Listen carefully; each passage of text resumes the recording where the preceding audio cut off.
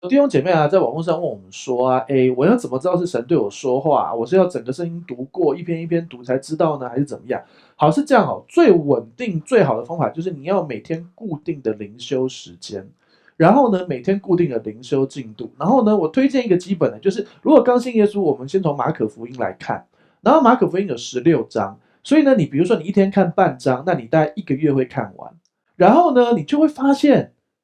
那句话特别有感动。然后呢，就再去找你熟悉的，比如说带你信主的，或者是你熟悉的、你可以信任的弟兄姐妹，跟你一起去查验这是神的引导。比如说，好，我讲一个真实的故事，有一个弟兄，一个男生要追一个女生，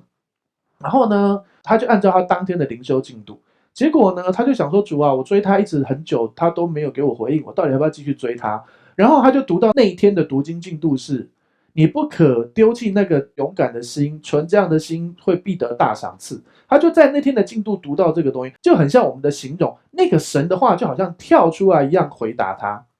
那他就知道要继续。果然，这个人现在变他老婆了，这是我以前听到的一个讲道。好，那再来呢？你把马可福音读完呢？箴言有31篇，刚好1个月最多31天，所以每一天读，比如说今天8号你就读箴言第8篇，今天9号就读箴言第9篇。然后，但是当然，箴言里面是旧约，它比较有一些律法，所以你要用恩典角度来看。那相同，你要找到你能够信任的，然后知道真正恩典的弟兄姐妹，不要恩典律法混杂，找到恩典的弟兄姐妹，然后来教导你来分享，这就是最安全、最基本的一个方式。简单说，按照进度每天读圣经，让神透过那个话对你说话。